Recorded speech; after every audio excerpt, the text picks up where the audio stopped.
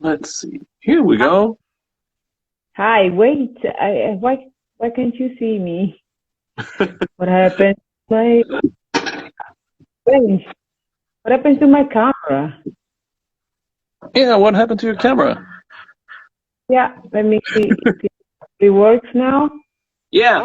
Okay. Hi, Hi. how are you? Well, I'm doing pretty good. Um, let's get out here. Having a cup of tea. Nice. What kind Yeah. of tea are you having right now? Um, I think it's mint and chocolate tea. Ah, I'm like, okay. and Oh it's wow. That tastes good.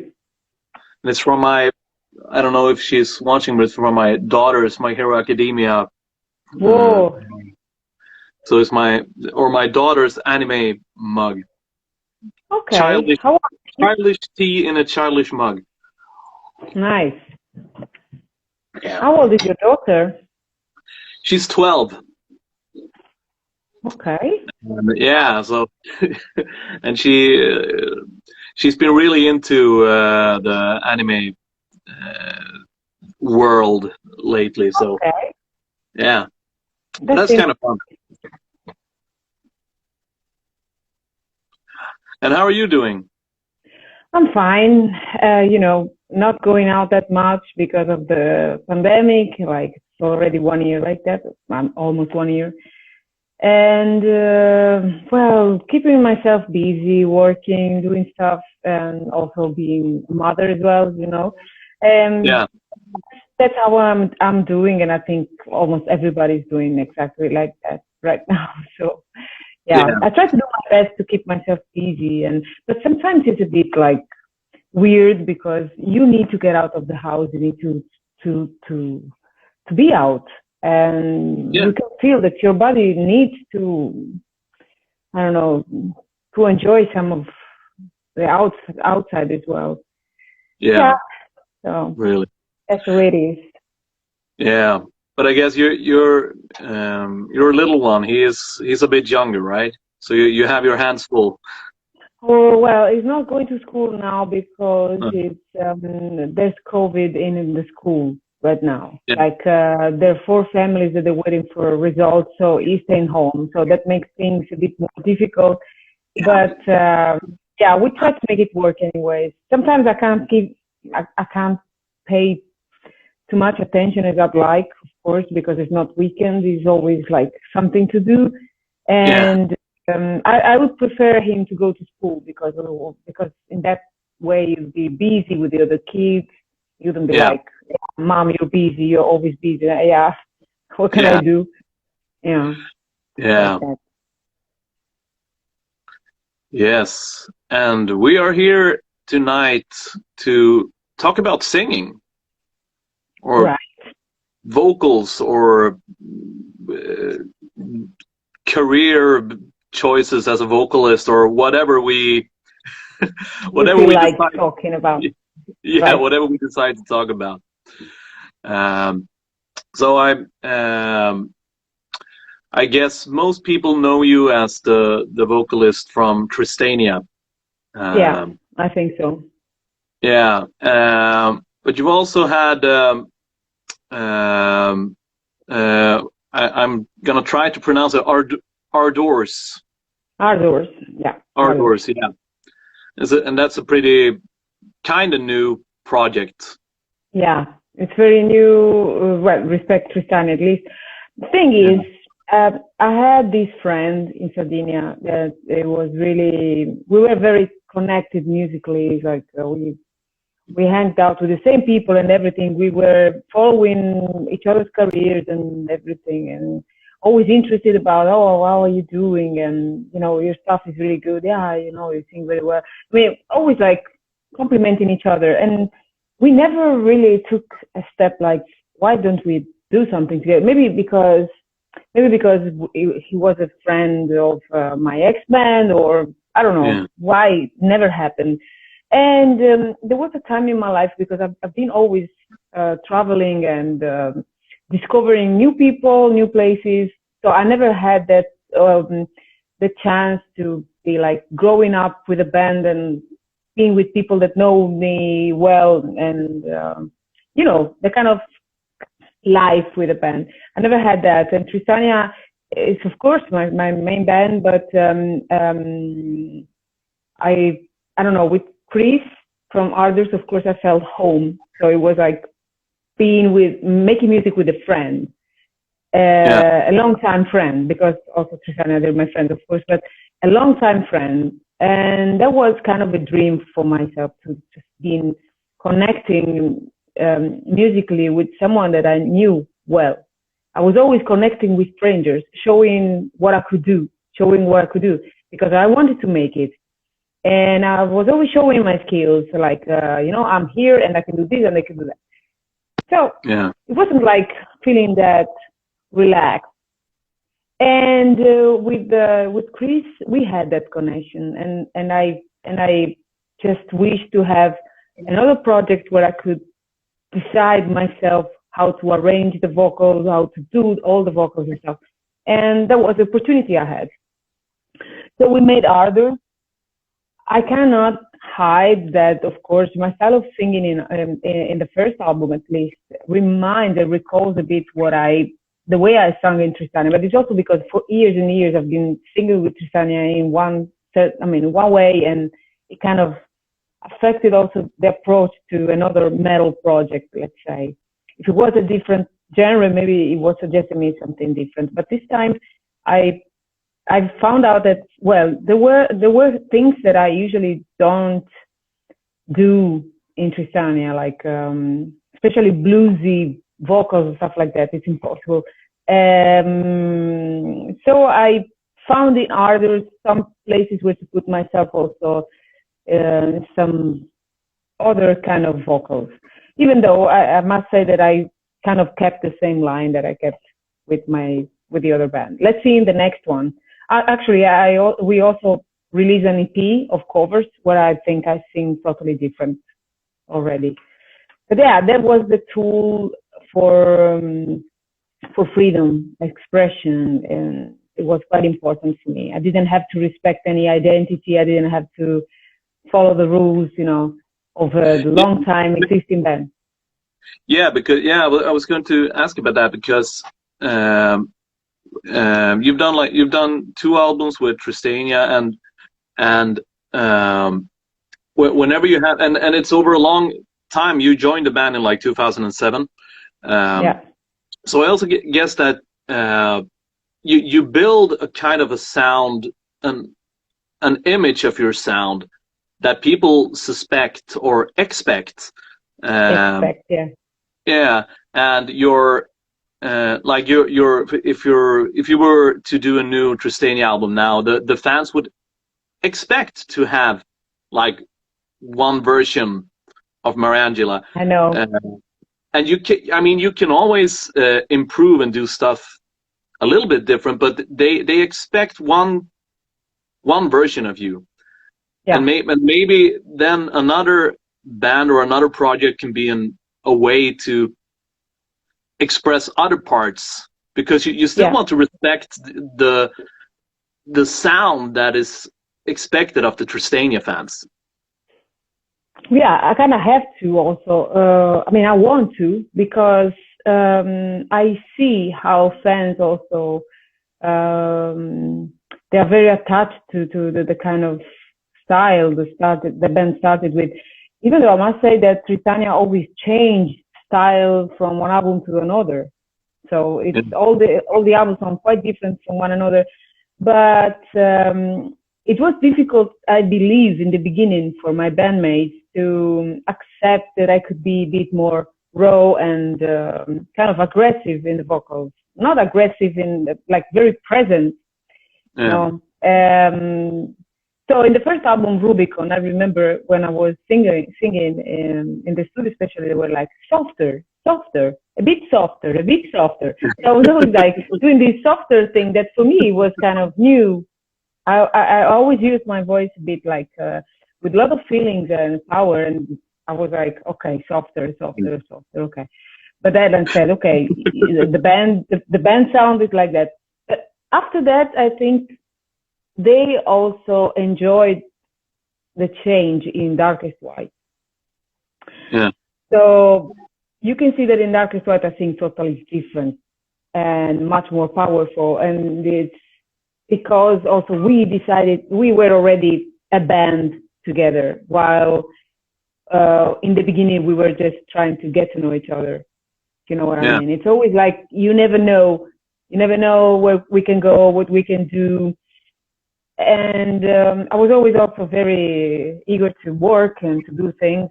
And maybe I don't know how they were used before, but it was quite interesting. And this is like any kind of relationship, you know, it takes time before you understand, unless it's one person to write, everything. It takes time to understand the taste of a person, the identity of a person, the personality. So kind of course, little by little, it will influence the band, the sound, the identity, everything. And you gotta have to be careful with that. I think it happened smoothly, and that's the way it should have happened. What if I was there and like, hi guys, no, I'm like this, and you take me the way I am? You know, it's like. Yeah, it's always, you always have to meet kind of halfway, but also you have to accept what the fans are expecting. I'm just gonna say I'm trying to keep an eye on the comments and the people coming in. I saw Paulo coming in. I saw Nicholas and if anyone has a question or wants, we'll try to catch up if we can, and keep an eye on it. So feel free to ask questions or whatever. But what I was about to ask about it, because I also have some experience in that regard, about filling the shoes and the expectations of earlier singer, because you're not the first, you're not the I mean, I think you're the third singer in Tristania. No, there was just me and Vibeke before. Because female singers. Yeah. The other singers, male singers, they changed, but female singers, it was just Vibeke before. Only Vibeke, yeah, okay. Yeah. So what? And I mean, did you? I mean, when you sing, especially when you sing the older songs from the other albums, do you feel? Or I don't know if there's a good question to ask, but I'm pretty sure there are some answers without questions. I mean, how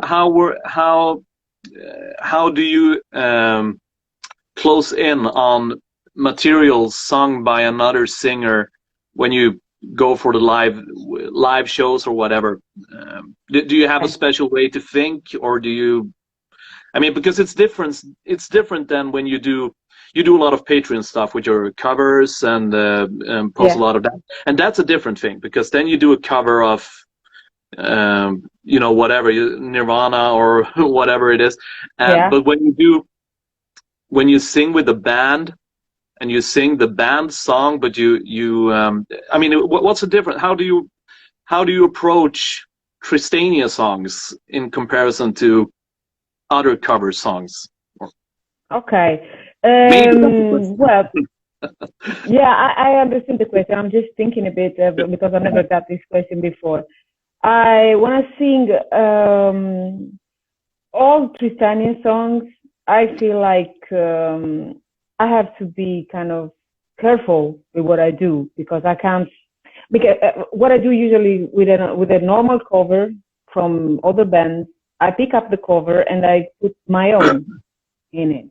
Yeah. So I already did that with Tristania when they asked me, like, can you just do your way on these songs? And I did it because I find it natural for me to pick up a song and just give it my touch. But those songs, when I noticed how fans of Tristania are so attached to the song, like they really, really, really love those old songs of Tristania, I always thought, like, why should I also just play around with one of those songs? I mean, being on stage is already for me a bit difficult because it's like doing something that is not natural to me, not in terms of not in technical terms, not natural to me because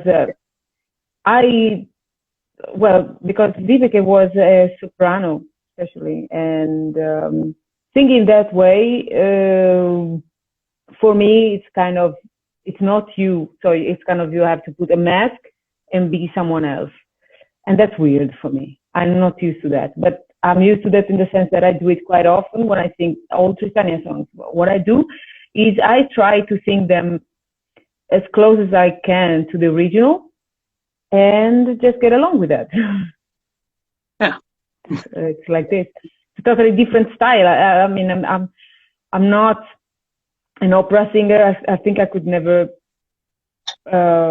feel that natural being that also. Technically, it's fun to do.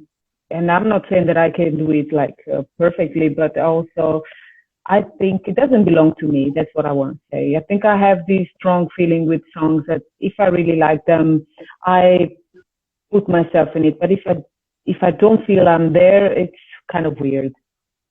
Yeah. But talking about the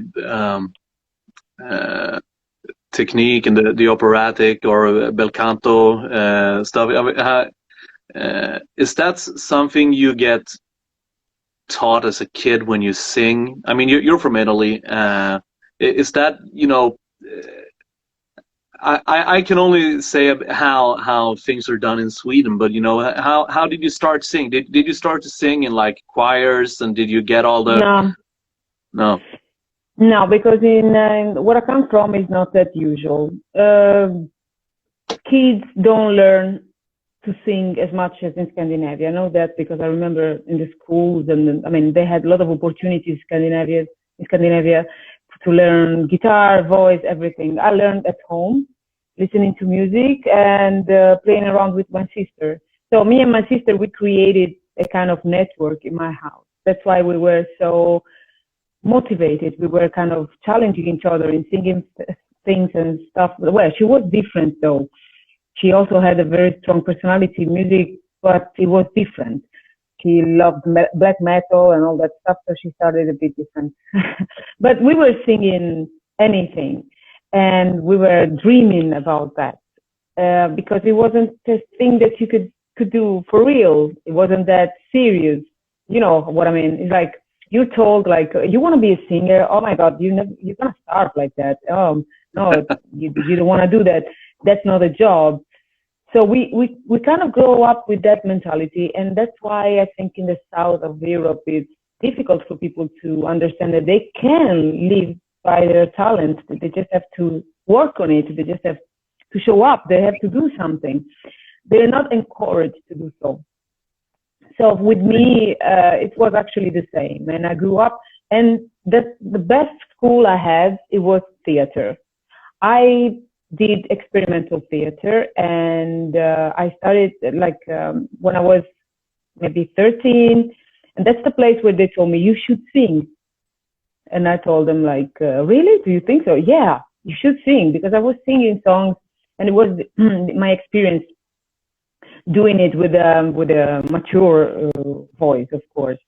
Because when I was younger, we had something in my hometown that was actually a very cool thing for kids. We had this festival. So we were trained to sing once a year for a festival. We could sing pop songs, anything. So since the age of 3, I was singing on stage. So all right. Yes. And me and other kids. And where I come from, many people can sing very well. And that's how we grew. We didn't have really the kind of structured way how to learn that. And yeah, I was even going to a choir once, but I left because I didn't like the fact that it was too religious, to be honest. It was like, oh, the church choir, and I kind of find a lot of hypocrisy and a lot of I don't know, I didn't like it anyway. Stop that. I just I just wanted to tell you that, yeah, I found my way. It was a bit different from other places where they can learn how to sing, but I found my way that way, and I think it worked. But what kind of music? I mean, you and your sister, when you were starting out, what kind of music were you singing? Was it like Italian pop songs or? No, never. I think Tracy Chapman was my first cassette I bought. Okay. Yeah. So I was singing quite low, even. And then I also, well, I liked, when I was a kid, I liked to sing blues and soul. It was kind of very, I don't know, very warm for me. It was cool. Me and my sister, we were singing stuff like Guns N' Roses, or we were singing even blues or stuff like that. And also we like to, I don't know, maybe if there were kind of famous songs on the radio or TV, we would pick them up as well. And I also remember Roxette was a big thing for me that I found out when I was a kid. I found out that the cassette on the street, because it was only cassette. Yeah. And I remember the time I had this stereo, and I found out that cassette. Then I put the cassette on, and I said, "Wow, what is this? Is she Madonna?" And I found out later, because it wasn't that we didn't have so much so many opportunities to know things like nowadays. You know, you just check on the internet and you find everything. So after a while, I found out that it was Roxette, and I learned all the songs by Roxette. And I remember that, well, I would play them all over. I think I got from there kind of a pop, but rock kind of attitude in my songs. And I also remember that I loved Bryan Adams. Yeah, I loved Bryan Adams.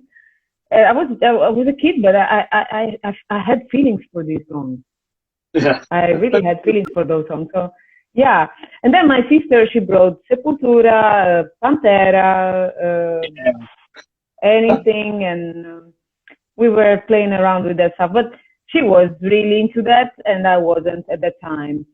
Then my other sister, she was really a lot into indie stuff, and also Nirvana, Alice in Chains, Primus, all that stuff that I also gained from her. So I kind of had this open reality. But yeah, there was how. That's kind of a thing, because most people that I work with or talk with that sing a lot, many of them have this very broad background where they have been singing, very mixed kind of stuff and just fooling around. And I guess that's one of the reasons stupid English language. Don't worry. We could switch to Norwegian. Yeah, we can. I forgot, but I also remember the first CD I ever had was Tourism by Roxette. The first CD, okay. Yeah, it was a CD. It must have been like 95 or 96, something like that. So it was the first album I ever had. Yeah, and I've always, throughout the years, I've always considered Maria one of the greatest singers ever. Yeah, I think so too. and when I was a kid, I loved Roxette, and then there were a lot of years when it wasn't really super cool to like Roxette, and Pat, the other guy, he did his kind of poppy stuff in between, and now when I listen, what I love about Maria is it sounds like she's always going to crack. She's like in that sweet spot right in between absolute failure and perfection, and she balances on that, thread. That's genius. With the sensation, that's I don't know if I can have my the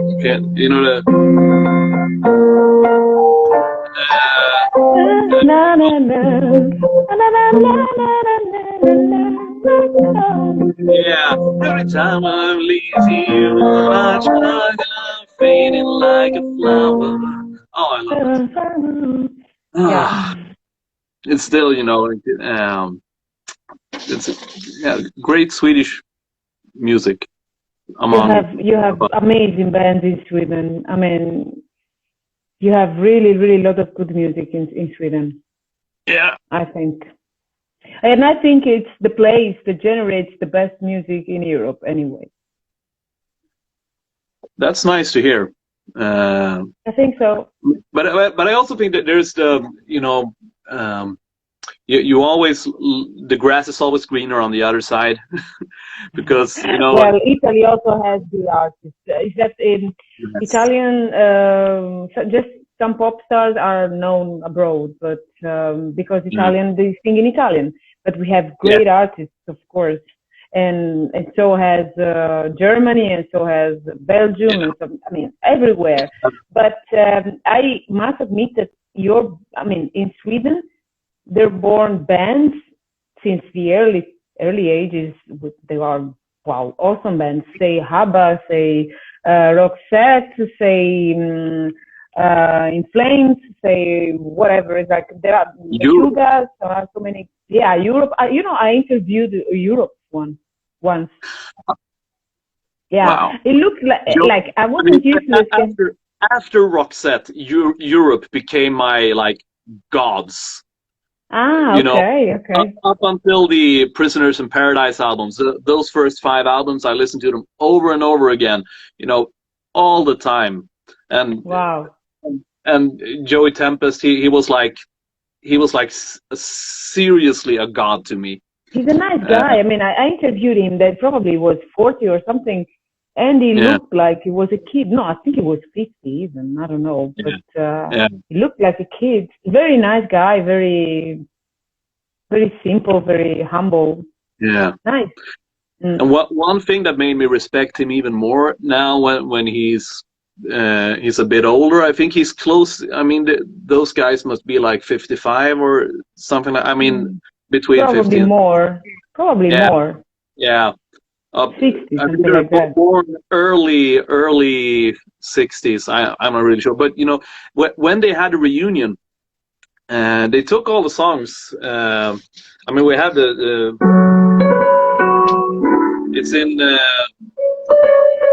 it's in F sharp, and I know they play. They've lowered all the songs, and I heard some people saying, "Oh, well, you can't sing that high anymore." But it's always better to adapt and accept. Right, of course. My opinion as well. Why should I go and scream with no voice? And especially if you're supposed to do it like every evening for like 5 nights in a row. Yeah. In a fucking tour bus, no sleep, crappy I don't know food. if they drink, but I wouldn't be surprised. No. Anyways, but it's hard to keep the voice on tour. It's hard. It's a lot of work. You always because afterwards you just need to be there and also talk to people. You cannot just close yourself in you take your 10 minutes, of course, of relax and everything, but after days and days and days, even your body gets rid of a lot of vitamins and stuff. You always have to recharge. It's not like a joke. You are with high volumes of the other instruments. You're moving on stage a lot. For a singer in metal, is exhausting. I remember that. I mean, I had those moments. And I'm so lucky that I never lost my voice. Yeah, that's actually one thing I was about to ask you. If you ever had, throughout the years, we all have bad performances, or we've been sick, or whatever. But I was about to ask if you ever had any like serious vocal damage or an injury or anything.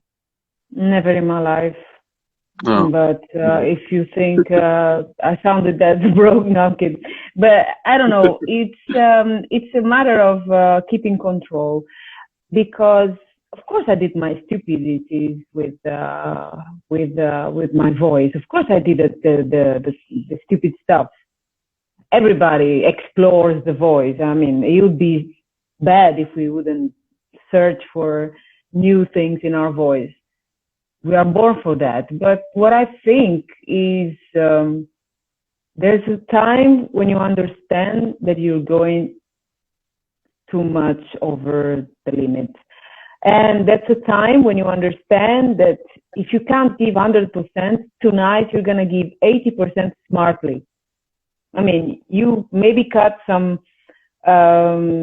highlights that you had during the night, and you can turn them a bit softer, you can turn them a bit different, and the song is not going to lose anything. You have to be always careful if the song is going to sound crap or not. But somehow you always have your brain that's going to tell you, like, you can't go there, so find another way, and you find another way. You just have to know your songs very well. And I think that's a proof of experience, that you know how and when to adapt, because I can recognize that also from when I was younger, that it was always on or off. It was like 100%, and straight into that wall of stupidity, just because it was the only way I knew how to do it. And like you said, you choose your battles. I mean, there's always that particular note in that song that really needs to be there, and then you have to go for that one, and maybe make some of the other stuff a bit lighter or not as forceful or whatever. And try, like, if you have this amount of energy, you have to portion it out and shoot your battles, especially if it's a long tour.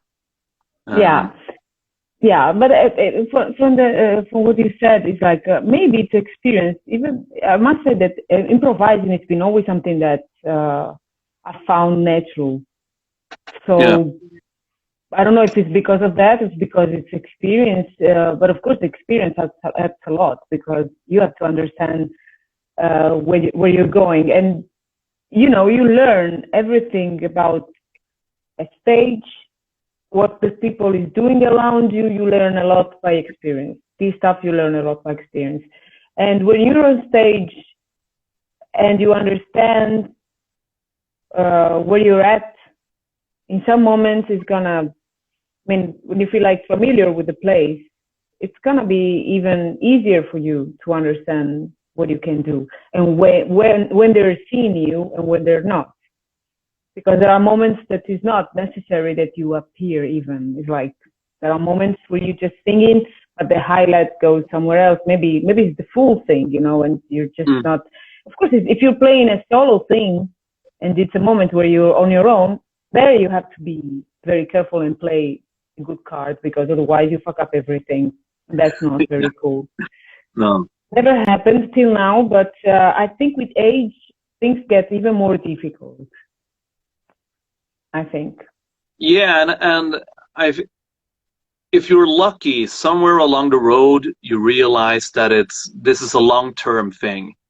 I mean, eventually we all get old, and we can do like Joey and adapt, or we can do like Paul Stanley and not adapt at all. I mean, if I look at Bruce Dickinson, for instance, Bruce Dickinson is insane. Yeah. That guy is one in a million. It's not that's usual. But I mean, where I'm coming is that if you're lucky, somewhere along the road you realize that this is a long-term thing, and if you if you decide that this is going to be a long-term thing, then you have to treat it like a long-term thing. You can't. Yes, I mean, exactly. if you're an athlete, you can't go. If you're going throughout the Tour de Ski, you can't burn everything out on the first race. You have to think about the whole race. Yes. So, did you? I mean, when you started out singing on your own, and then later in the experimental theater, you started to sing a bit. Yeah, Bernd, not adapt. I also remember, Bernd, you did an amazing Psycho Circus cover. I still remember that one. I'll advise everyone to check out Bernd Fjellstad, another Norwegian guy. He's Norwegian? Yeah. Hi. Vi kan snakke norsk med han. Ja, vi kan.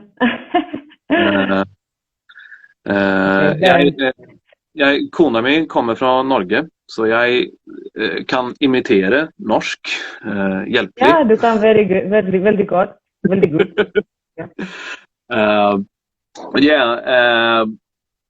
Yes, and you started to sing during the experimental theater, and later, when did you realize that? Well, when did you realize that you actually could sing? Well, I knew I could sing. It was a kind of thing that it was natural to me. But what I thought, it was like, am I gonna do something with it? Because I felt, I know it sounds a bit ridiculous, but I felt the calling. You know, I always felt the calling. Like you have to go on a mission. So it's like pack your thing and go on a mission. Go on a mission. Now, like I have a kid now, and my life is different. But believe me, I could do that 100 times. So pack and go, pack and go. But the thing is, I had that feeling so present in my life that when I started university, then I thought, okay, now it's time for me to find musicians, to find a band. And I had this friend of mine in school that he was a blues. He is an amazing blues guitarist, and we went. I asked him if they needed a singer, and he told me, okay, yeah, let's do it. And then I went singing with them, and I learned a lot about how to be in a band, of course, even though it wasn't for a long time. But the guys were so cool, and we were laughing all the time, and it was amazing. And but then he went his way, I went my own way, and thanks to a concert with them, I got asked to sing in my first metal band. Was my first metal band. This guy that invited me to play with him is now a very successful guitar player, and he opened for Scott Henderson, for the biggest people in the blues scene. He played in Memphis, he played in everywhere, and it's unbelievable. It's like I was so lucky to get started with a person that was such a positive guy. Yeah. An amazing guitarist, a guy that did it on his own. Incredible. It's like he went on his own. He just built it up. Very positive, very strong-minded person, and he's very successful now. And then it was thanks to him and the band that where he got me in, that my first metal band appeared, and they asked me like, our singer is gone. Do you want to join? And this band was called Real Fiction, and he had ambitions. So when I heard that they had ambition, I thought, okay, that's my thing, because I had ambition. Yeah. That's what I wanted to go. So I joined them, and then my musical metal activities started, basically. But how would you say? I mean, you were singing with the blues guy. But you had all the metal stuff in the back of your head, like from your sister. From my sister. Yeah. I knew metal. Yes. So when you did you what was the hardest thing when you started to sing metal? I mean, I'm not saying, I mean, for real or in a band with original music. It was the only fact that I couldn't sing acoustic, and I think my voice acoustic is the best. I mean, when I play acoustic, my voice has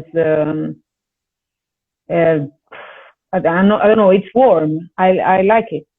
The best moments where I like my voice are moments where I've been playing in theater or singing in duets with the guitar or with the piano, because I have this sense of improvisation and I like to warm the room, let's say. I love it. So I prefer my voice that way. I don't know. I try to do it sometimes, but I never focused on that. I don't know why. Maybe I thought it was a bit like boring for people just seeing me playing acoustic stuff. And even a bit of folk stuff, it's something that in my voice I think fits. Now, in metal, I like the power. I mean, I love the power. I love the fact of being there in front and just throw power to people. And because the stage is somewhere I feel very comfortable with, very myself. It's like, I don't know if you have the same feeling, but it's like you have a beast inside of you, and it's asking you like, when can you let me go out? Can you let me go out a bit? Can you let me go out? And it's like, okay, I can't shut you up. And then you go on stage and you want to, I mean, you become someone else. But that's the kind, when you get the flow or whatever you want to call it, when things just click and it works, and everything you imagine can be reproduced with your voice. That's the kind of beast I think I have inside of me. I mean, it's like I give up the control. I'm not, when I'm like this, then I'm the worst singer. I need to be that person when I prepare. I need to prepare and you know, learn all the parts, and I constantly, you know, I always play all my parts because I need to really put it in here. And then when I'm on stage, then I'm a beast, or release the control, or just letting go. Because this person, the mathematician, I don't want him on stage. I want that, the beast. But everything still needs to sound good, and you can't just, if you don't prepare and let go, then it turns to shit. It's kind of stupid not to prepare. Yeah, let's agree. Yeah.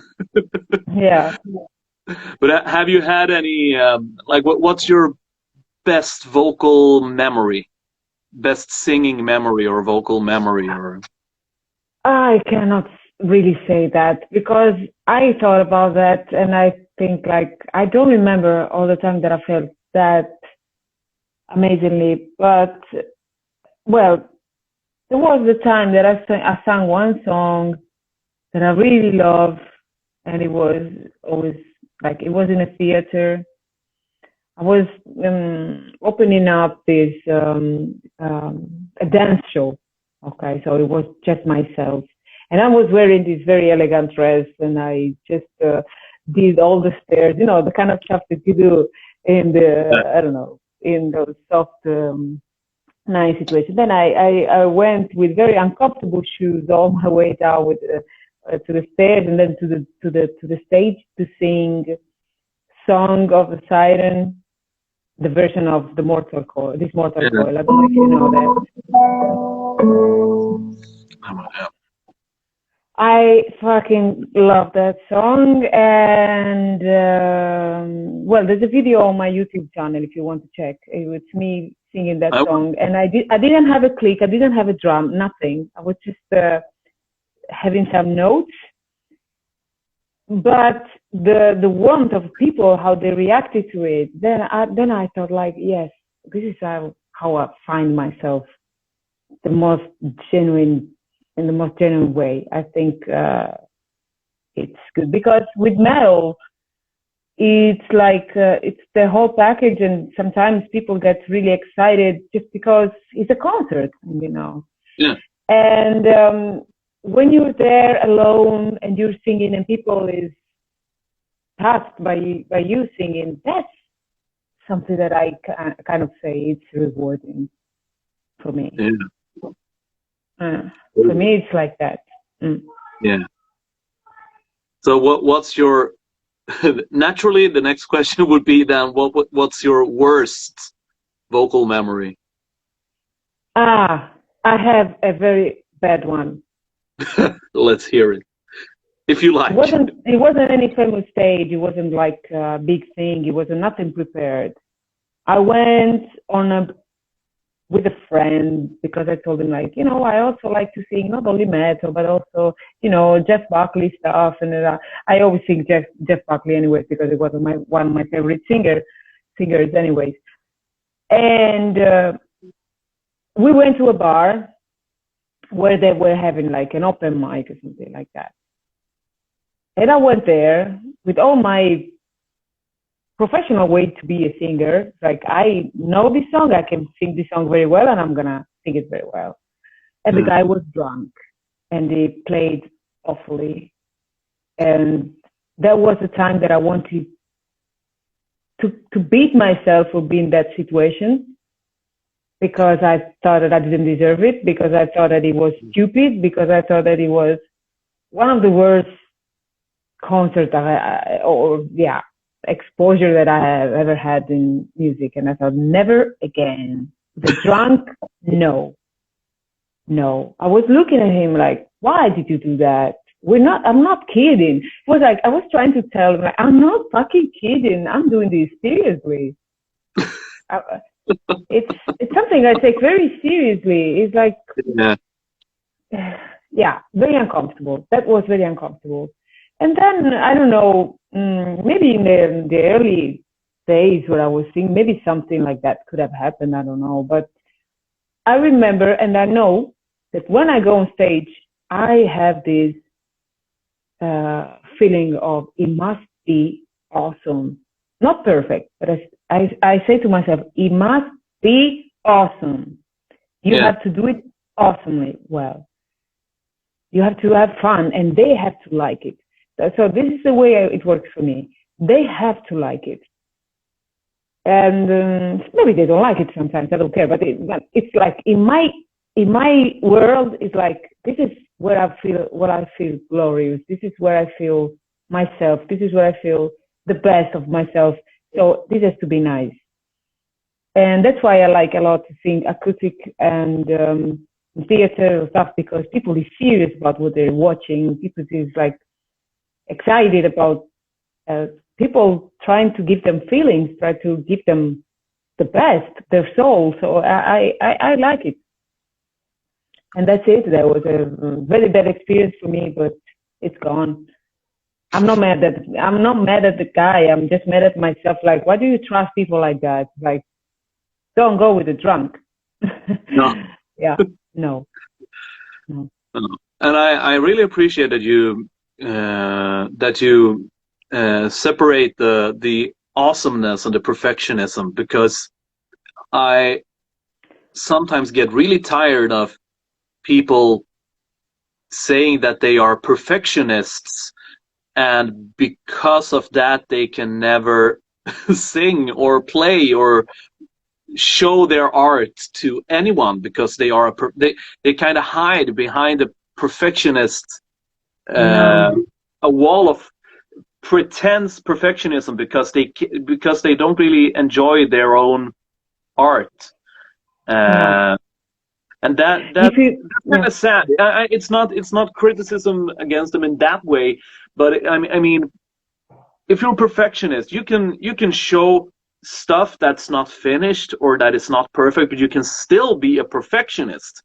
If you're saying that I'm a perfectionist, you can't, but I will never show you my stuff, then you're not a perfectionist, then you're a coward. Kind of. I think it's very damaging for your brain to do that. I see what you're saying, because, well, this year, for instance, I'm having the courage of releasing stuff on my Patreon that is not something that people used to listen from me. So it's totally different genre, something very classical, something very different. Like, yeah.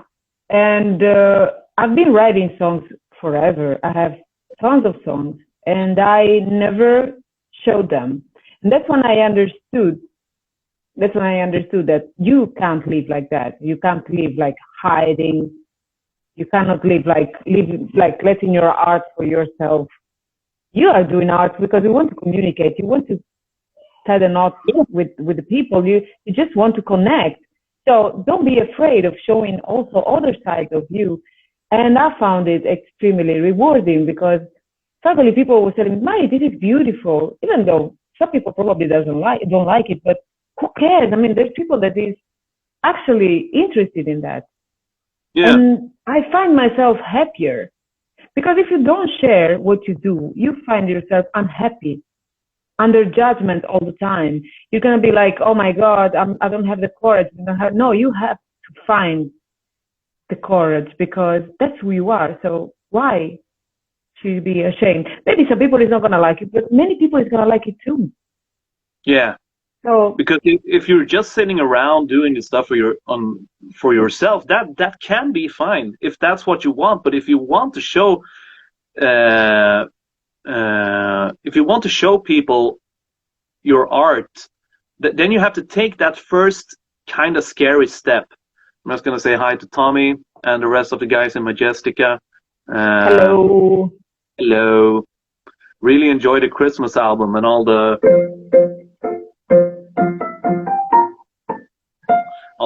Swedish small Christmassy stuff. They like Easter eggs. They were hidden all throughout the album. Really love that one. But and that's a cool. I think it's connected to this because I remember reading in an interview with Tommy about the Majestica Christmas album, and that he always wanted to do a Christmas album. And you know that's kind of a crazy idea, but I mean, if you have crazy ideas, do them. And I mean, both vocally and musically. It's the same. Talking about Italian music, I'm sure you've heard about the Vivaldi Metal Project. Yes, I've heard of it. Hysteria. I know people that played in it as well. Yeah, me. You also. Okay. Yeah. So, but when I heard about that first, it was like I must admit that my first reaction was, "Are you serious?" But then I remembered, oh yeah, they're Italian. They are serious. They are dead serious about this. And that's one thing that I really like about all the Italian metal music. They don't really. I'm not gonna say they don't care. But if my impression, and I might insult an entire country of metal musicians, but what I think is that if they want to do something, they do it, and they don't really care what anyone else thinks. Yeah. And that's a kind of Italian way to go.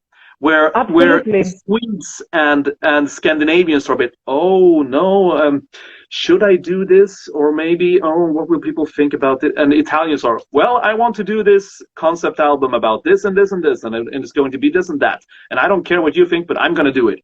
Yeah, and vaffanculo. Yeah, vaffanculo. Yes. Everybody would say that. I'm going to do that, vaffanculo. Okay, yes. That's something a bit, yeah. Even though, you know, I know I'm saying something a bit different, but to be under judgment, it's something that scares many people. Yeah. And Italian, well, especially the more religious part of Italians, let's say, they're a bit like that. Also, they are a bit afraid of the judgment. They're a bit afraid of not looking. I don't know, the way they like people to see them or whatever. It's like, be difficult for them to accept. But respect the Norwegians, I think they let themselves go a bit more. And I didn't think that in Scandinavia I could find that kind of limit. I mean, I'm saying that because I noticed, I don't know if you know Janteloven. Jura. We have it in Sweden. Yeah. Yes, but in Sweden it's less. I think in Sweden it's a bit less. But I noticed, for instance, that in Norway, many people were afraid of show what they could do because they were afraid of the judgment. Like, what they're gonna think, that I think that I'm a rock star? What are they gonna say, that I think that I'm cool? And it was a kind of, wow, how can you be an artist? You're never supposed to think that you are better than anyone else. Yes, exactly. So, of course, you don't think that you're better than anyone else, but you must think something nice about yourself as well. I mean, you need to do that if you know how to do things. Now, I noticed, of course, I noticed that in Oslo was kind of very limited, this kind of mentality, of course, but outside of Oslo, it was still existing, and I didn't really think that could be possible in Scandinavia. I don't think people in the world know about the Janteloven, to be honest. No, and I appreciate a lot when I think that's the charm, I think, about singing, to put yourself on the line. And I mean, I would lie if I would say that I didn't care, because I do care what people think. Yeah. And I want people to like the music that I do, or be impressed by my singing or my work or whatever. But I'm no longer devastated if they don't. I mean, I know I've come so far now that I know that there are always people who like the stuff I do. And as long as there are a couple of people who do that, I don't really care about the other people. And I heard something, and there's something that I learned a couple of years ago that I always say to students and stuff like that too. Like, if you wouldn't go to this person for advice, you should never take their criticism. Yeah. Because this guy sitting behind his desk on the other side of the world, calling your cover song stupid and crappy or whatever. I mean, do we really value this guy's opinion? No, and that's where it's actually the good attitude of the Scandinavian, that he always goes where he knows it's relieving. He doesn't like stress. He doesn't like negativity. So he's like pushes away the shit and just goes for the good thing. That's a very good thing. And for instance, the opposite in south of Europe, if someone feels like threatened from something, you just go in confrontation, and it's hell. But anyways, this is also a bit like being mature, of course. And what I was saying about the Janteloven is the fact that it was scaring me a bit, because I was saying, how many people would like to show what they can do, and they don't do it because they are afraid of the others thinking that they want to be better than the others. So I believe you have thousands of people with talent, and maybe some of them, they just wait at home and just hide, and but yeah, it's kind of funny for me, because I compare, or I just look at a certain culture, and then I compare it with mine, and that's the differences. But it stays like this. Everywhere has nice things and bad things anyway. So that's it. What and about this thing about having people think that they are better or whatever, connects a bit to another thing. What throughout the years, except for Marie Fredriksson, do you have any inspirations or people that inspired you more than others about singing? What? When?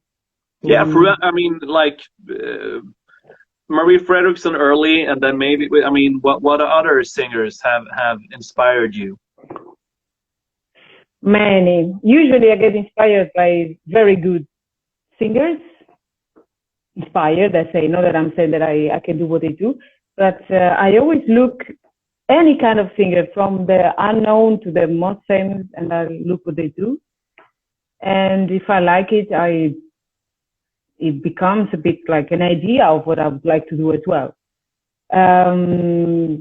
Then, of course, it's a matter of being also realistic of what really fits with you or not. But well, other singers that influenced me, there were, for instance, the singer from Skankanansi.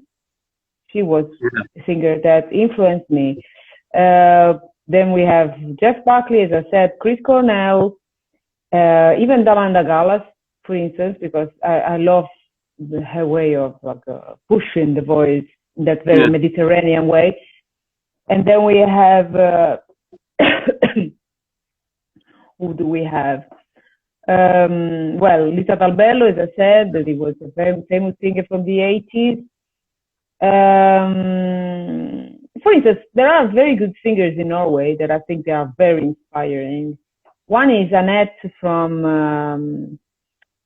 Mother Mortem. No, Agnes. I can't remember. Agnes or Agnes. Agnes. Annette. Jesus, she's my friend. Because I'm confusing with Agnes. The singer from Jerv, for instance, is another Agnes. You know, Animal Alpha, Jerv, no? Well, she's one of the most amazing rock singers that I've ever seen in my life. You should check it out. Her voice is amazing. She sang with Dimmu Borgir in one song. All right. Agnete, yes. Agnete. Agnete, yeah, of course. Why didn't? Oh my God, so shaming. Anyway, I like her a lot, and also Agnete from Mother Morten. Two amazing singers from Norway, both with a very strong personality and talented, very natural, very spontaneous. I like them. And it's a pretty solid list, but to be honest, it doesn't. I mean, those influences, you don't. I couldn't. If I were to guess your influences, and I mean, I wouldn't have guessed for like Chris Cornell. No. You know, but I mean that's a great thing about singing, because I guess that everything you listen to mixes in here, and then whenever you sing something, it kind of filters through your musical mind and turns into something. Because that what I said earlier, like most good singers have very broad musical taste and have listened to or played or sung a lot of different music, and can, you know, pick or like be inspired by this or that. And like you talked about Bryan Adams, and I mean, you wouldn't want Bryan Adams to sing in a symphonic metal band, but the raspiness and the diction, he has, you know, perfect diction whenever he sings, and he sounds more like a you know, almost a country singer on speed. You know, but I mean that there are things there that you can take and use, and same with, you know, I don't know, Sting. I love Sting. Yeah, you know, Sting. I mean the way he sings, he has these perfectly soft vowels and super distinct plosives articulation, and he can mix that like no one else. Like, because most people, when they sing that with that much diction, it gets staccato. You know, and the vowels get kind of you know, disturbed, and he can separate that in a way, and I mean, every opera singer wants to sing like that, and you know, to have that that control of your voice. He's trained classical. Started with that. Sorry. He started as a classical singer. I mean, he's trained as a classical singer. Yeah, and he also did the John Dowland album, Songs from the Labyrinth. where he sing the "Come again, sweet love of now," and all the old lute stuff. And I mean, that's not something you would like in a symphonic metal. You wouldn't want Sting to sing in a symphonic metal band either. Yeah. But things that you can. But I mean, I would love to hear Marie Fredriksson sing. You know, whatever. she could sing anything. But the thing is, sometimes I say like I'm influenced by, but it's difficult because, as you said, for instance, from Chris Cornell. What I liked the most was especially melodies and the intensity of his voice in the melodies, the presence of his voice. Okay, so that's something that captured me, and I said, I want to do that too. From Skank Nancy, the guts she has when she sings. Yeah, and I picked that. And then, for instance, from Jeff Buckley, the voice. His voice, I picked that, and then for instance, it works like that for like from some of them. I like certain aspects, and that's where I pick things from. It's not really like I sound like this because he influenced me. I think that doesn't exist for me. No, I don't. I never tried to be someone else in that sense. No, but I think that it's the all the things that trickles that it boils down to something, and if you're lucky, that something pleases other people to listen to. Yeah. Because like you said, influences doesn't mean sounding like. Yeah, exactly. Because I mean, I was influenced by Glenn Danzig in my early teens because I sang all the Misfits songs. But I mean, I don't sound anything like Glenn Danzig. Hopefully, maybe not. But you know, he was still a big influence, and singing the songs got me a bit more into singing, and you know, connecting things, but I wouldn't say that I want to sound like him, and I wouldn't say he's a favorite singer of mine, but he definitely inspired me. That's nice, and that's the way it should be, I think. Yeah. I'm gonna check. We've been talking for a while. I'm gonna check any of the questions we got from people asking. Yeah. I'm also gonna ask, you talked earlier about the best thing about your voice. What would you say is the worst thing about your voice, or what would you like to improve? Or what do you feel like? I think it's fragile sometimes, like with pollution, with smoke, with everything. And I would have liked my voice to be a bit more resistant in that, because sometimes it's a problem for me to be next to people who's smoking, next to people who is, well, maybe the day after of drinking or something like that. It's difficult for me to accept that, because I would have liked my voice to be a bit more resistant. That's in that way. As I said, I can resist concerts, everything, but when it's bad stuff in the air, my voice doesn't respond well. It just goes down immediately. Yeah. So I tried smoking. I smoked when I was younger, and I had to quit because after concerts, I would smoke 1 or 2 cigarettes. Beautiful habits, I must say. But my voice was going away, and it wasn't happening to other singers. And I was like, what am I doing wrong? And then, you're smoking, so quit smoking. I had to quit smoking. And then it's been kind of nice, because after not smoking, I also had less influence, influenza. I'm saying, I haven't been sick, so That's good. But that's kind of it's not really fair, because there are guys and girls who I know. drink and smoke and they eat like shit. They never work out and they sing beautifully. Brilliantly. I know. I don't understand that.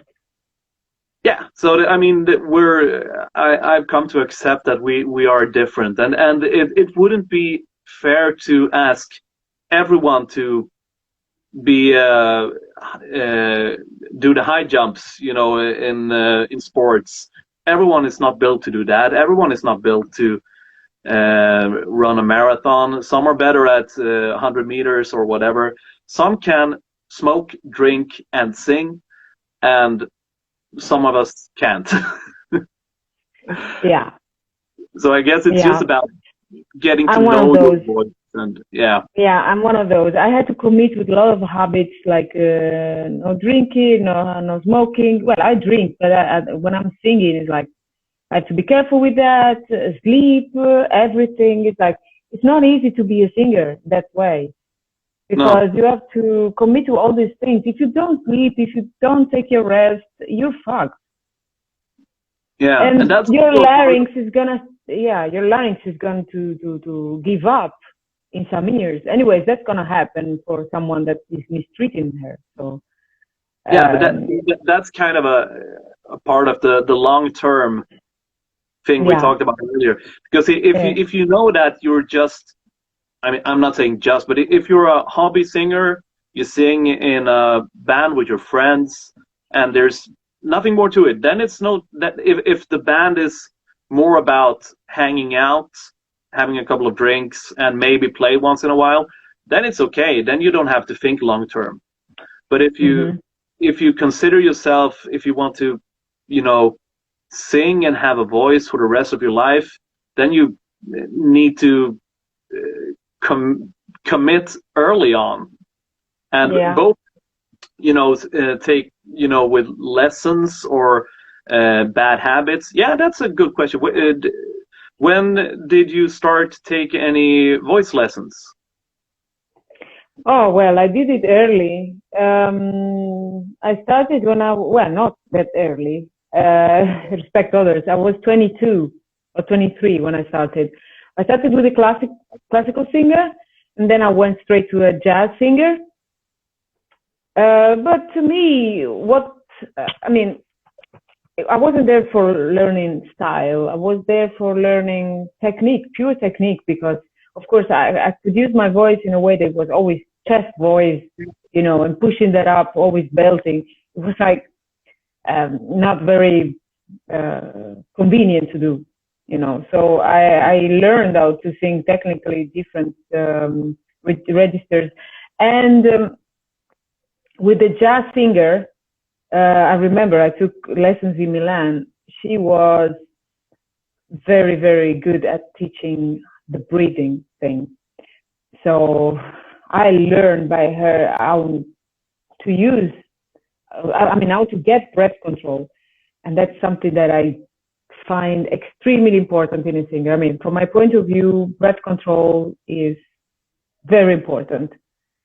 But you have to do it, you have to train that, and it takes a while before you are good at that, I think. There's a good quote from Jo Estill, a voice researcher. She says, "Singing is an unnatural act." That, when we sing, we don't use the voice or the lungs or the body in a way that it's naturally designed to be used. Mm-hmm. And in the same way as when you play fucking basketball, you're not using your thighs and your legs in a way that we are naturally supposed to use them. So we have to learn these unnatural ways to use our voice, because when we breathe normally, we breathe to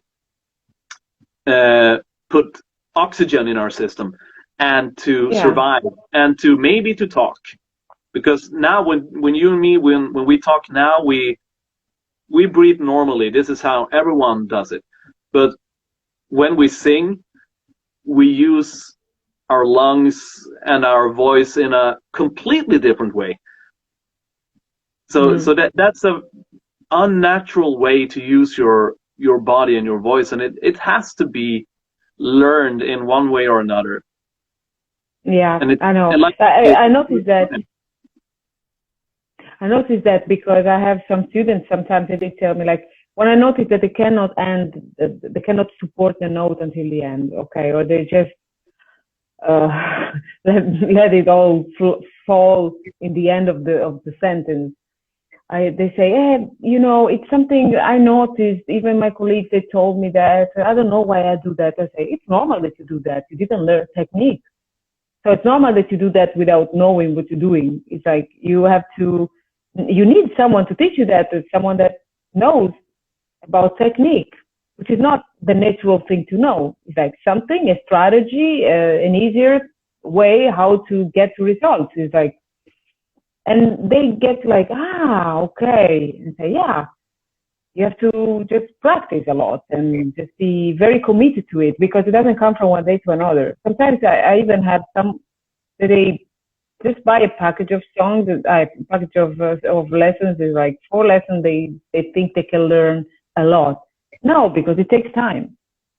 I mean, you can learn a lot if you're already taught, but if you're just learning, it doesn't really help. Just little, like that. Yeah, and I've also noticed that there are many people who thinks that just attending makes them better singers. But we both know, of course, and everyone else who's watching who probably wants to sing, they know that it takes commitment and practice. And practice and singing is not the same thing, because I sing all the time. No. But I don't practice a lot. I mean, I walk around at home and I sing, but that's not practicing. And I remember I sometimes used the comparison that when I busted up my knee like 2 years ago, and I had to go to the, what do you call a physiotherapist.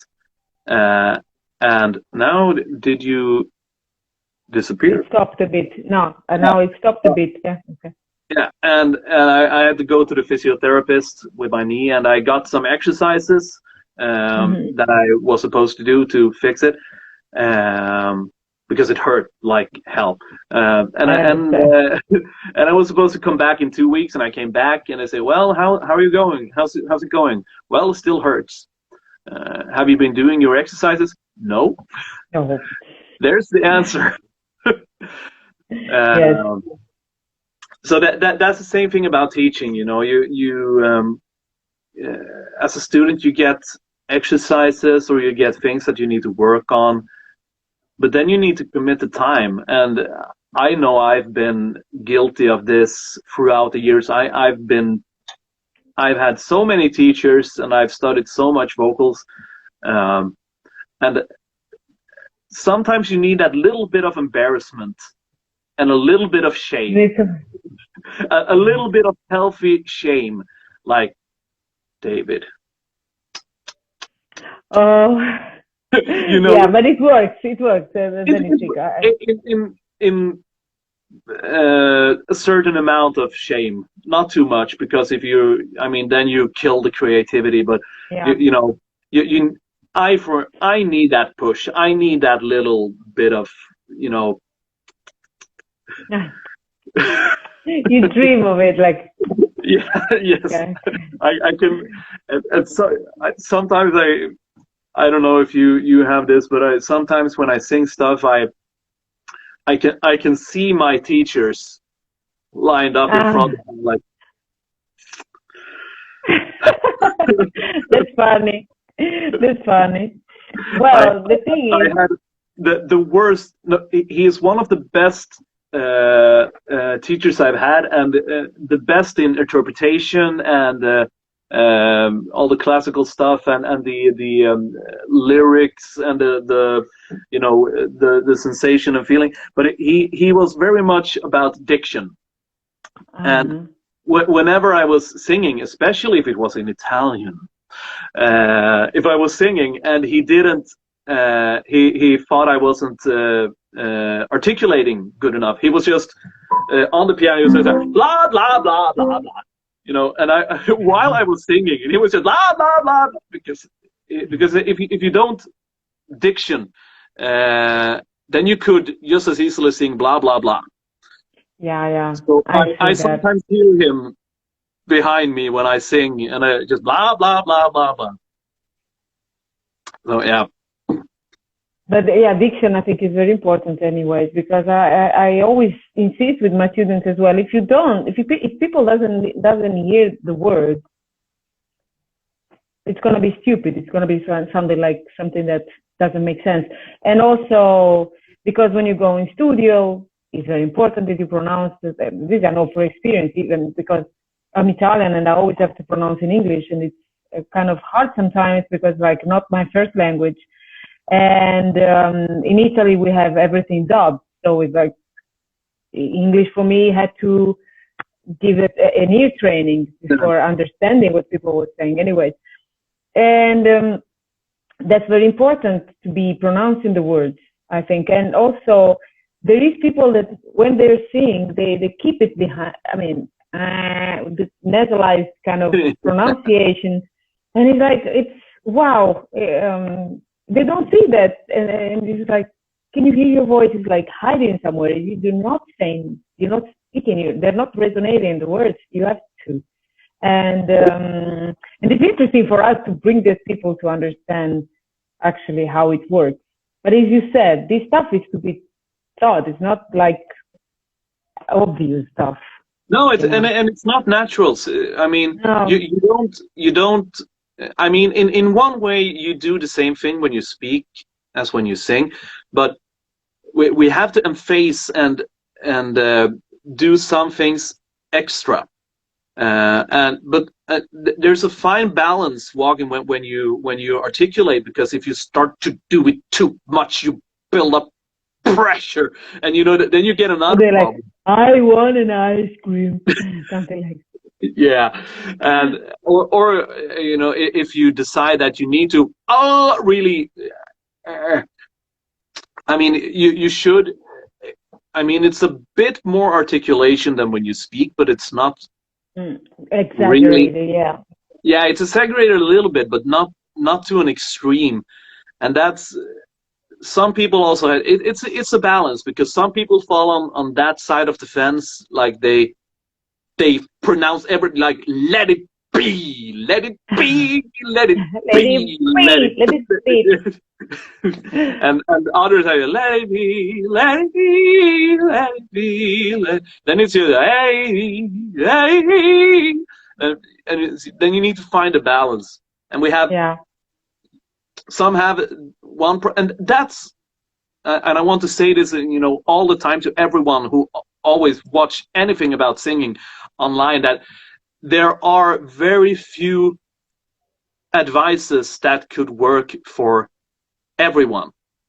Exactly, because some singers need to hear that you need to pronounce better, but if you tell that to the wrong person, if you just put it out there in online masterclass without listening to them, the wrong person to hear that, oh, I need to pronounce better. Okay, let it be, let it be. Yeah. That's what I wanted to also remark, the fact that nowadays we have so much access to everything, and you go on YouTube and you find everything. But I try to put myself in the shoes of those people that they don't have any experience, and they start doing what they see without being checked. That's extremely dangerous. Yeah. And many people doesn't understand. They think it's for free. I'm just watching them. It's for free. But it's like, yeah, but nobody is listening to you. Nobody is seeing you. You can really harm yourself doing that stuff. Maybe it's not for you.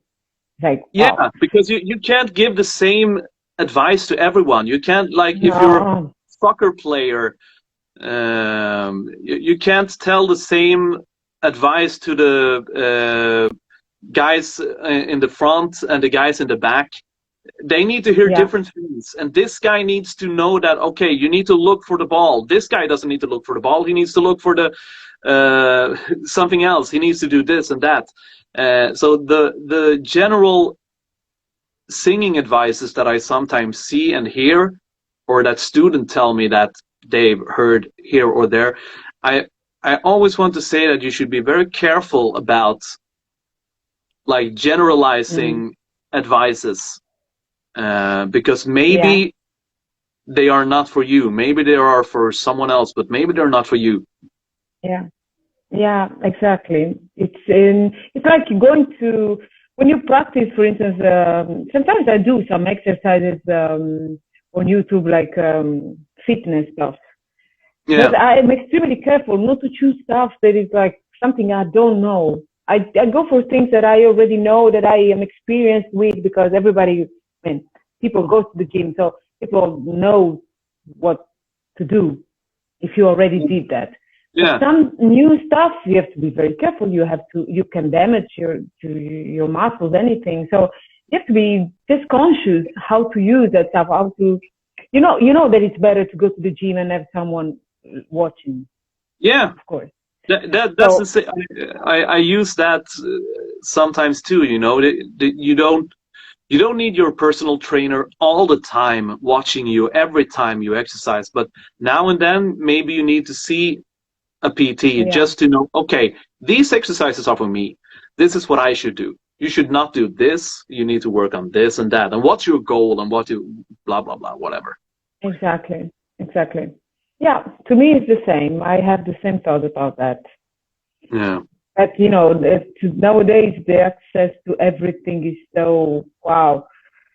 It's a curse and a gift. Yeah, at the same time, it's true. We just have to know things. Yeah. So we need to be careful, but still, I mean, embrace all the stuff that you can find, because you can find the sheet music to any music like this, and you can find a karaoke track like this, and you can find instructions, or you can have someone help you so you don't pronounce your Italian. You can get the diction right in an instant. But we still need to be careful, because I could learn to sing an Italian song by listening to someone, but I will need someone to hear it and correct me, because otherwise it's just guessing.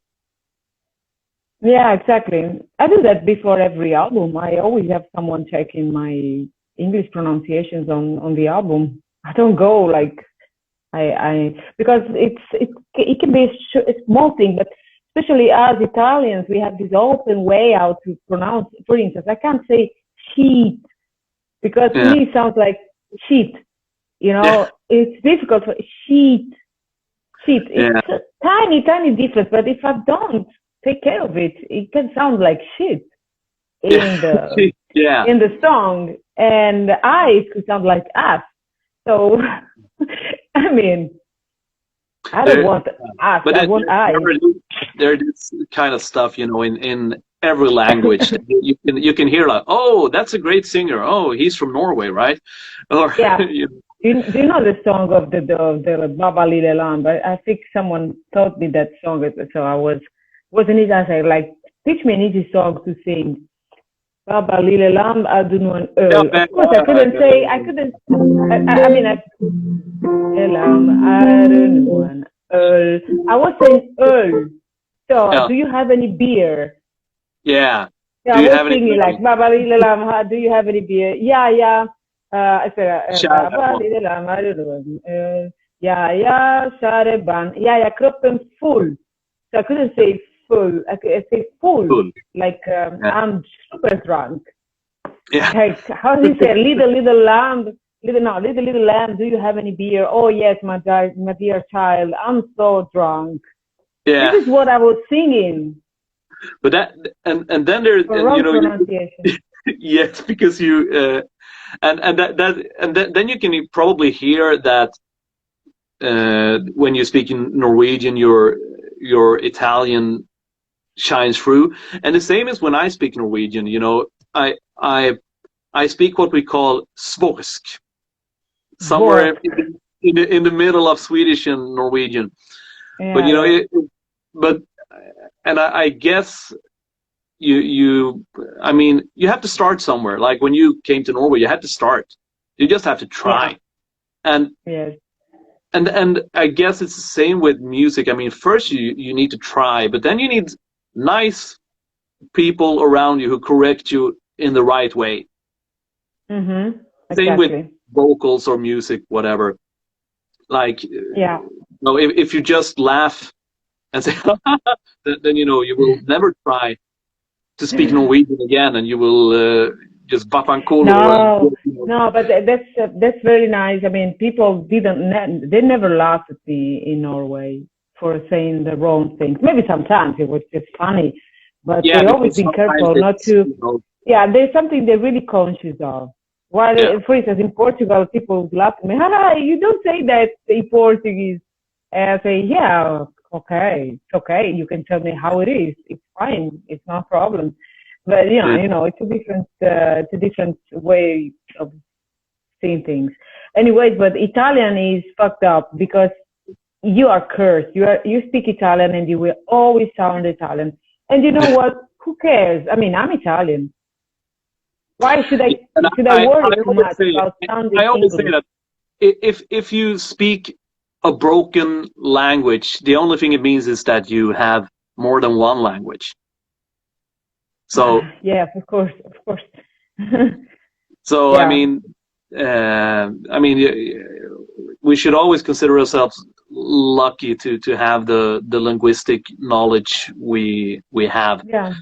And never, and I mean, it's close to music. It's melodies, it's sounds, it's diction. Yeah. But something very funny is that, like, when you hear, for instance, a Dutch or a German singing Italian opera, they fuck up a lot, and nobody says anything. No. But when an Italian is singing in English with a strong guitar, it sounded so Italian. It's like, fuck that. I mean, can you see the class? Like, why do you have a better status than, I don't know, it's weird. And this happens a lot. And because I've been told many times, now it's sounding too Italian, It's like, but I'm Italian. What's wrong with that? That's why I say it's amazing when bands actually they start playing music and singing in their own language because they're having the courage of going against the flow. It's like maybe Rammstein, would never made it without singing in German. They say we're fucking German, so. Do you know that there is? I don't remember the name of them, but there's a Norwegian Rammstein cover band that does all the Rammstein songs, but in Norwegian. It's not Black Sabbath, no. I know. I saw them at a festival, Tons of Rock. I don't know. It was weird. That's I'm gonna stay there. I'm gonna stop. But yeah, and that's another thing about Italians. The Vaffanculo, I'm gonna do whatever I like.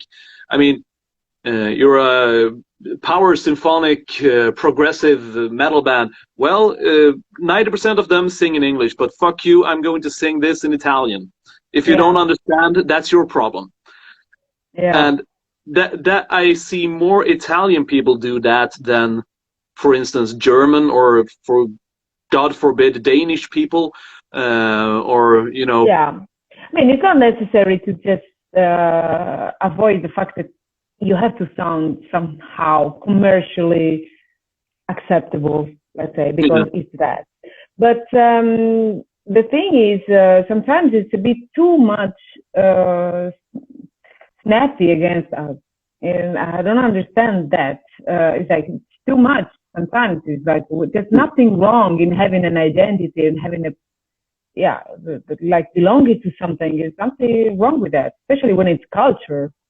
My sound is culturally different, and culture you can never blame on it. It's just something that comes from something. It's whatever it's history. The boiling down the boiling down of stuff, you know.